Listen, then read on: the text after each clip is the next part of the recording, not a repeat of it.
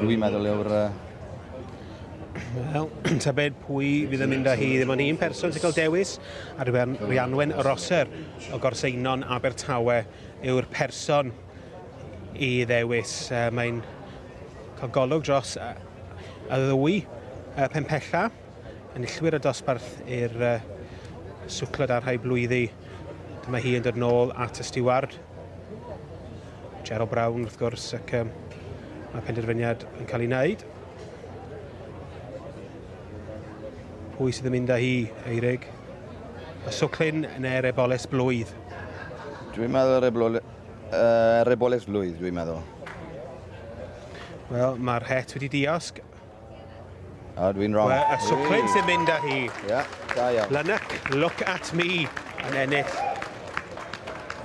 y bencampwriaeth yn adran y ceffylau ar y merlod lliw llongyfarchiadau mawr i Mrs Lynn Scott. Champion of the section is the full winner of class 152. 779 is Mrs Lynn Scott's Lynyc, Look at Me, all the way from Rosendale in Lancashire. The first winner of the day, first champion of the day, well worth a visit to Llanelwedd, all the way from Lancashire. Lynn Scott's Lynyc, Look at Me.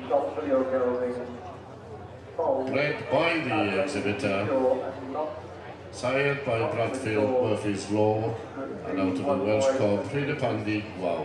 Congratulations. Reserve champion is the yearling winner, 800, Bromwen, Martin do you want me to go? Ozarek from Llansamlet to West Glamorgan with Midnight Dreamer. Bred on this occasion by Bob Alexander, sired by Tocus Double Vision. Mae'r rosglymau yn cael ei cyflwyno yn adran y geffylau ar merlod lliw bencampwr yn adran yma, Mrs Lynn Scott, gyda Lynyc, Look at Me. Wrth gwrs, mae yna sash hefyd da iawn, eboles heiddiannol iawn yn bencampwr yn yr adran yma.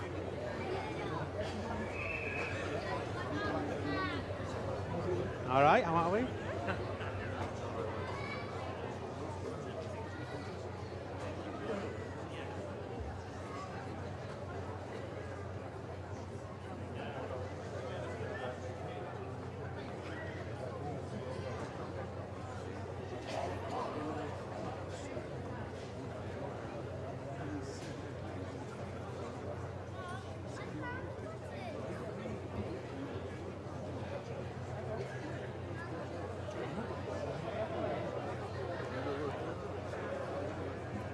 Oh, sorry. No. Is it under?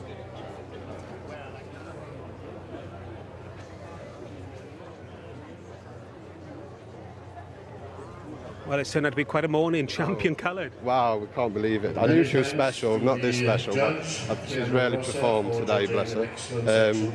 Yeah, just everything. The owners have done a really good job. I can't take credit for none of this turnout. She is turned out to perfection today. Emma's done perfection, and Lynn and Graham have done an amazing job keeping the coat and making it look perfect for the show. So what's the future hold? What's for next year now? I think she'll do a few shows, a few county shows as usually, but nothing too much because Emma wants her for Ridden Games, so just got to keep her sweet and just pick a few county shows what they like to do. Oh, brilliant. Well, it's lap of honour time now, so I'll let you... You're a bit sweaty now, so yeah, no worries. Well done, Thank you. Well, here we are then. Final photo shoot before lap of honour.